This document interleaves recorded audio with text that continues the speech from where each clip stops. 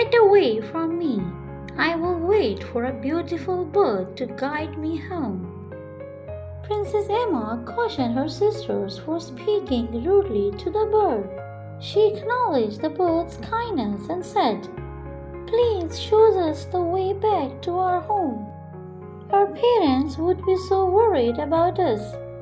The ugly bird nodded in agreement and asked the princess to follow him closely behind.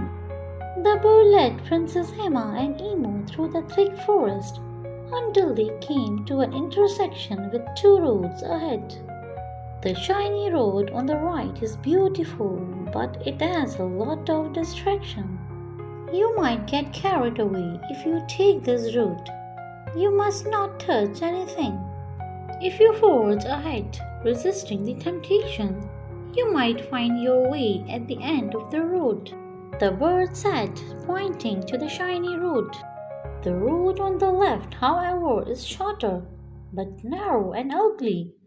Your clothes will get soggy, and it will lead you through a thorny path that you must endure, and at the end of it you will find your home." The bird wished them luck and flew up into the sky. Princess Emma suggested that they take the ugly road that is shorter, but her sister Emo ignored her and followed the path down the shiny road. Princess Emma walked down the ugly road and soon came into the thorny forest. She endured the thorns, her clothes soaked with the muddy soil beneath her feet. She fought her way through it, all until she stumbled out into an open field. Right ahead is the palace in the far distance. She smiled gratefully and headed down her home to reunite with their family. Princess Emu, who took the shiny, beautiful pathway, continued down the road, amazed at the beautiful scenery. She came across a garden filled with beautiful flowers and shimmering butterflies. She was amazed at how beautiful it looked. If only Emma had followed me down this road, she would have been privileged as well to behold this beauty. She thought to herself as she remembered her sisters who went down the ugly pathway. As she was admiring the beauty of the garden, she sighted a butterfly that had a very pale color. "What are you doing in this beautiful garden, you ugly butterfly?" she screamed angrily at the butterfly. "This is not a place for creatures like you." Emo stomped angrily at the butterfly, killing it, and just immediately the beautiful garden began to transform into a dark, gloomy forest. Emo became confused.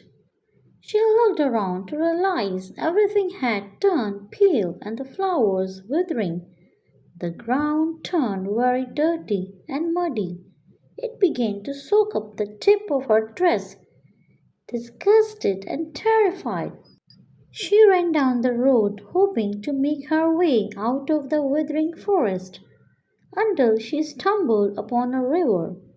She looked down at the beautiful dress to see it has been soaked up by the soggy ground.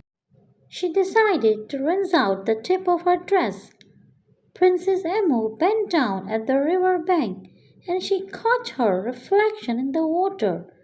Her face had transformed, looking as ugly as anything she had ever seen. She was taken aback.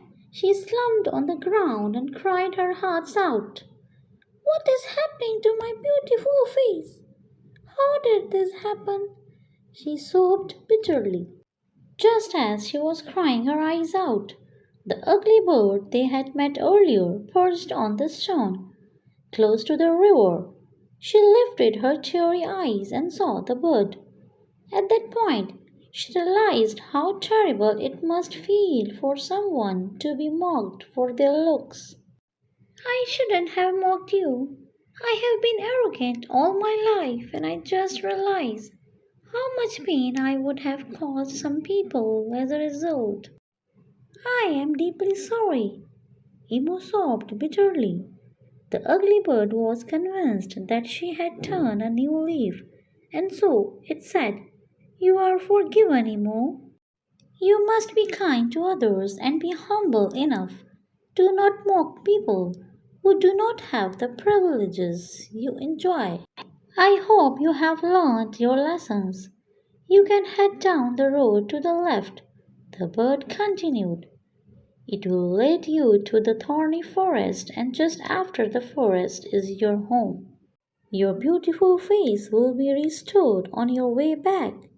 Princess Emo thanked the bird and headed down the ugly narrow pathway. She got to the thorny forest and endured the discomfort without complaint. At the end of the road she came out into an open field, and just ahead she sighted her home. She was grateful to the bird for the encounter that has changed her life. As she hurried down to reunite with her family, in the coming days, Princess Emo's immense transformation became the topic of discussion at every corner of the palace.